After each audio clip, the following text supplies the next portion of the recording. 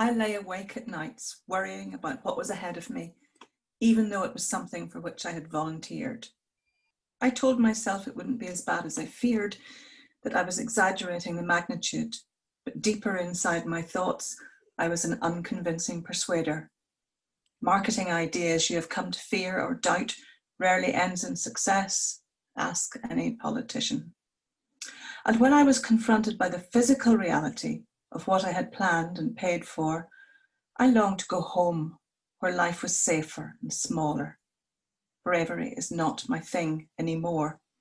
But trapped by my own bravado, I climbed up, and when it started moving, I tried to sit up straight, hanging onto a higher handle, both physically and spiritually, feet dangling, mind and lungs breathing deeply.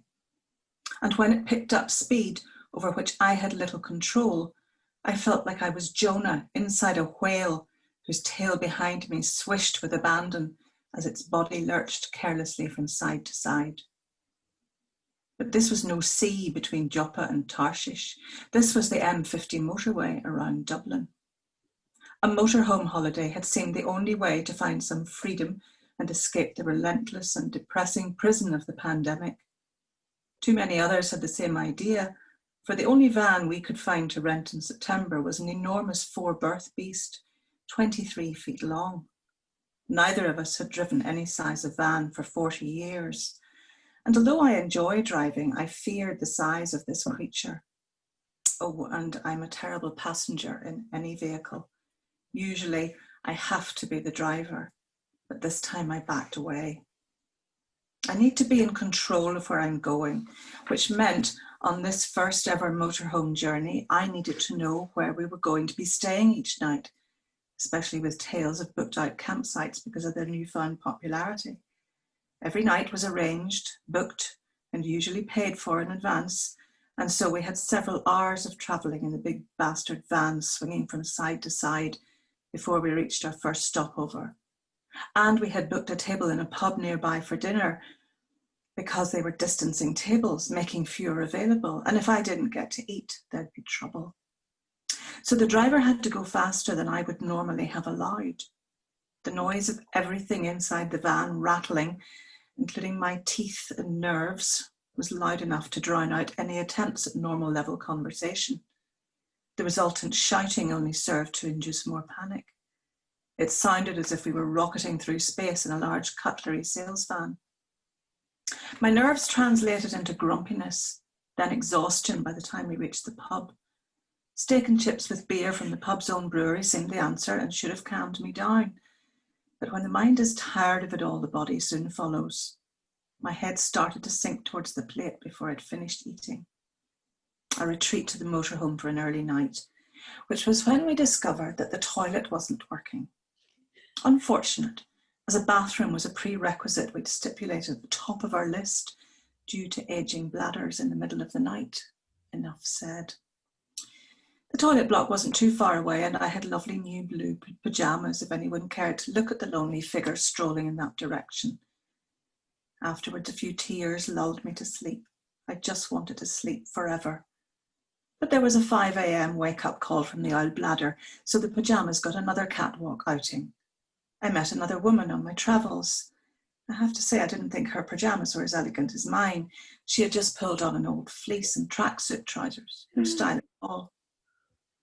Out of habit, I glanced at the phone to see a message from my daughter in London. She had called the urgent healthcare service. I knew she'd been unwell with a high temperature and sore throat, and was initially unable to get a COVID test because, unless she could drive to a testing centre, not possible when you have no car.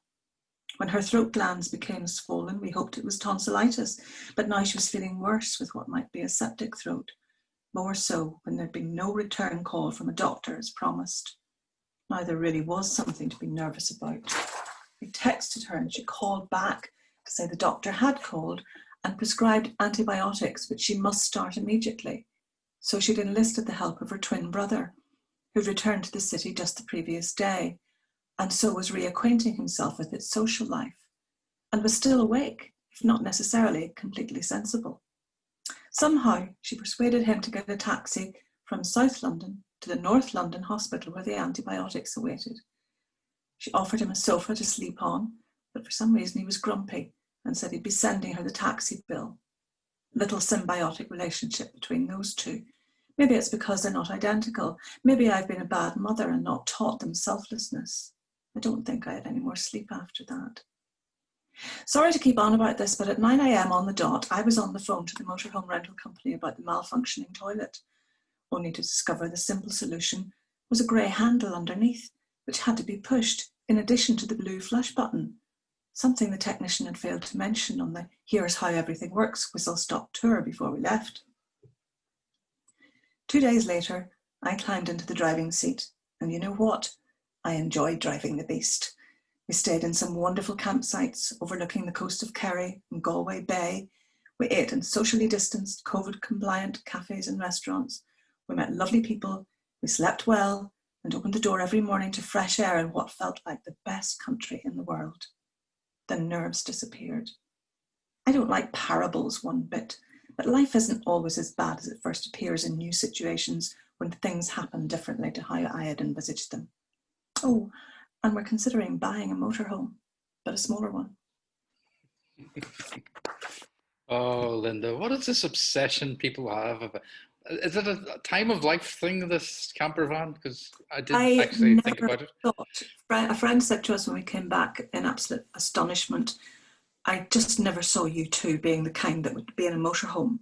And I said, no, neither did I. And it wouldn't have been camping, because camping was something we did as teenagers. It was absolutely ghastly, as Siobhan said earlier. But this is just different. It's the freedom. I think it's the pandemic. I think it's the feeling that you can have some control over where you go and how you go without having to, stay somewhere that you don't know if it's safe.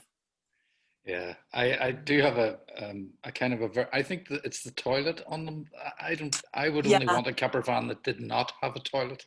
No, it's different these days, Paul. I won't go into details. I'll talk to you about it later, but it's actually much better. You don't really have to engage with it. Well, I certainly, the few times I have been in a camper van, I have laid down one law. Don't use it. If you must use it, it had better be liquid.